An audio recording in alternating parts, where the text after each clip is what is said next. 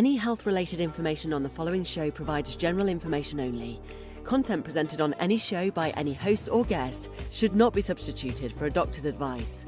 Always consult your physician before beginning any new diet, exercise, or treatment program. Are you still taking melatonin and magnesium every night and still waking up at 3 a.m. completely wired? Because if melatonin worked, you wouldn't be here. Melatonin is a sleep signal. What it cannot do is override a nervous system that histamine is actively keeping awake. And here's what no one's telling you. The reason histamine is too high at night is not a supplement deficiency. It's a liver problem, a gut problem, a cortisol loop that feeds both of them. And today I'm breaking down the exact mechanism, why your liver is the missing piece in every sleep protocol, and what you can actually do about it. Welcome to Accelerated Health with Sara Banta, the podcast that gets straight to what works. I'm Sara, certified nutritionist, founder of Accelerated Health Products. Here I cut through the noise and bring you the real strategies, powerful supplements, natural solutions that actually help your body boost your energy, detox, and balance from the inside out. So the sleep supplement market is multi-billion dollar. Why? Because no one's sleeping. And it's entirely built on melatonin, magnesium, GABA. I'm a fan of GABA and magnesium, but that's not the whole answer. Chronic insomnia, wired at night, 3 a.m. wake-ups, light, unrefreshing sleep. This is at an all-time high, and you know it. These supplements are not wrong. They are just downstream of the real problem. The real problem is a neurotransmitter called histamine and your body's ability to clear it. It's not just about sneezing and allergies.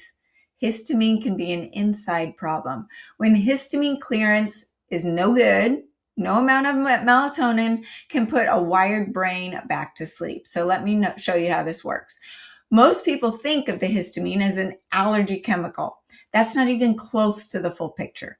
Histamine is a neurotransmitter. Its primary job in the brain is to keep you awake. If your brain's histamine producing neurons fire all day, maintaining wakefulness and alertness. As you approach bedtime, they're supposed to quiet down.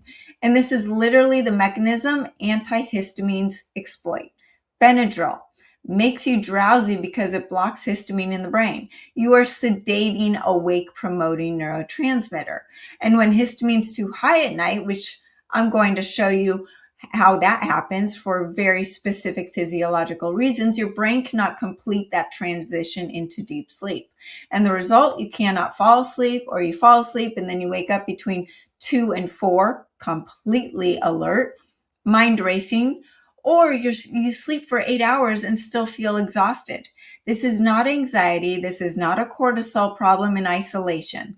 This is a histamine clearance problem. And histamine has a natural circadian rhythm, and it peaks at night, meaning the body's already loaded the system with histamine in the evening. So anyone with impaired clearance goes over the threshold and into that wired territory. So there's 3 reasons your histamines are too high. Number 1, a broken gut. Okay, your gut produces an enzyme called DAO, and that breaks down histamine from the food you eat before it enters the bloodstream.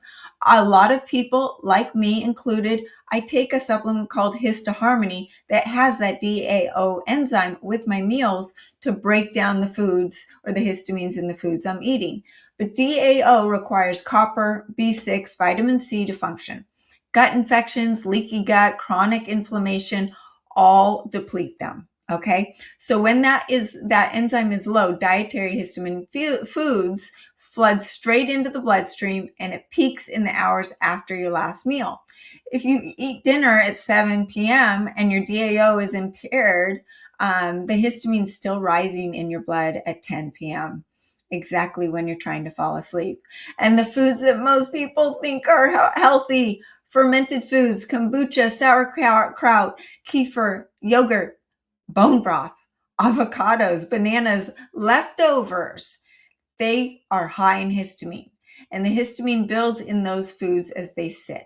Even spinach, tomatoes, aged cheese, and wine.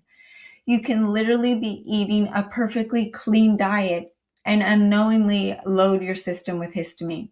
Reason number 2, a congested liver that cannot clear histamine. So while the DAO handles histamine in the gut, a completely separate enzyme handles the histamine inside your tissues in your brain, HNMT. This runs entirely on methylation. It requires SAMe, which is a methyl donor the liver produces to break down histamine at the cellular level.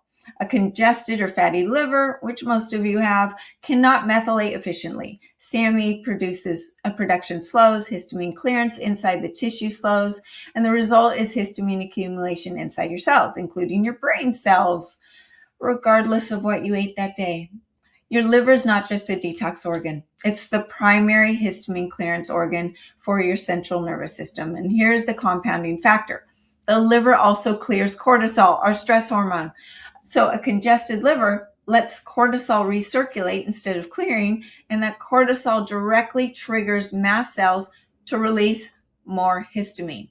A congested liver, more cortisol, more histamine, wired brain, then poor sleep, which gives you more cortisol the next morning. The loop runs itself. Reason number 3, your hormones. Okay, so this is specifically important for you women in perimenopause and menopause, which is the population struggling the most with sleep. Estrogen and histamine have a bi-directional relationship. Histamine triggers the ovaries to produce more estrogen. Estrogen stimulates more histamine to release from the mast cells. As estrogen fluctuates and drops in perimenopause, histamine sensitivity increases. That same histamine load that was manageable 10 years ago completely wrecks you now at 45. Low progesterone makes this worse. Progesterone naturally suppresses histamine release. When it drops, the histamine surge goes unchecked. This is why sleep problems are so much worse in your early 40s as women when you have never had a sleep issue in your life. So what do you do about all this? Number 1, yes, take your GABA, take your magnesium. I'm not really a fan of melatonin, but that's not the foundation. The foundation is accelerated liver care. This addresses the HNMT methylation problem. And your accelerated liver care supports the liver's methylation pathways, and it helps the liver clear as it restores its cortisol clearance, also going to help your stress. And it's breaking that cortisol histamine loop that keeps you wired at night. It contains TUDCA, which reduces liver stress and supports mitochondrial integrity in the liver cells, allowing the liver to do the methylation and detox that it's supposed to do. This is the only liver formula that avoids oxalates and sulfur that are hard on your liver and back up your liver and make all of this cycle worse. So it is really important to make sure you are looking at the ingredients of your supplements. And we are so careful about choosing the ingredients in all the AHP products. So you start with the accelerated liver care. Take a dose at night, 3 to 4 capsules. Now, if you want a therapeutic dose, you can do a second dose in the morning. Your liver's doing its work at night. So if you're doing 1 dose a day, more important to do it right before bed. Then you add in the accelerated cellular detox powder. This is addressing the gut DAO problem and binding the histamine, right? So you need a binder, a physical binder that captures histamine in the gut before it enters the bloodstream. This formula, the accelerated cellular detox powder, also coats the intestinal lining, reduces the permeability that allows histamine to flood the bloodstream after meals. It soaks up the toxins that are released as the liver begins processing the histamine backlog. So you're cleaning everything up before it recirculates. It's also going to help your gut balance the digestive issues with bloating and constipation or diarrhea, whichever way you tend to be. So you take that an hour after the liver care to soak up the toxins.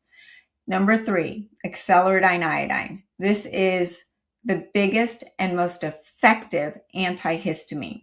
It is natural and it is more effective than any other antihistamine on the market. And it's what your body's asking for. Iodine systematically lowers histamine throughout the body. It reduces the histamine load at the cellular level. independent of what DAO and HNMT are doing. Iodine is also antifungal, antiparasitic, antibacterial, antiviral, addressing the gut pathogens that deplete the DAO enzyme function in the first place. Now, you have to think of your histamine bucket, right? Some days you might be able to get away with eating a lot of high histamine foods because your bucket's low. You don't have as many environmental exposures that are high histamine, much pollen in the air. But sometimes you got your bucket really high and the littlest thing is going to trigger you. So the iodine is reducing that load, keeping your bucket empty so that you can handle more histamine inputs and actually be more resilient. Acceleridine iodine is the only iodine that is a single atom of iodine that is the most efficiently absorbed by every cell in your body, not just your thyroid, but every cell. It supports histamine reduction on a system basis, your whole body, and especially when you pair it with the accelerated ancient salt. So chronic stress depletes sodium. Depleted sodium forces the adrenals to produce aldosterone continuously. Adding to the adrenal load that is driving cortisol, that is driving histamine. That is where the accelerated ancient salt is so imperative. It contains 84 trace minerals. It restores the sodium and trace mineral levels, reduces that aldosterone demand on the adrenals. And when your adrenals are stressed, you're burning through more iodine and more salt than when you're not stressed. So it's really important to be supplementing with these two. It supports your adrenals, your cortisol regulation, your electrolyte balance, and your histamine reduction. Okay, so while you're working on the clearance, reducing the dietary load helps dramatically. What are the high histamine foods to get rid of? Fermented foods, kombucha, sauerkraut. Oh my gosh, I miss those. I used to drink kombucha all the time and wondered why I was so bloated. Leftovers. I know we're trying to save money and make our dinner, extra dinner so we have lunch for tomorrow. High histamine, bone broth, wine, alcohol, aged cheese, canned fish, avocado, spinach, tomatoes, all high histamine food. I list all of these in the accelerated food guide below. You can download that so you can see which foods might be triggers for you.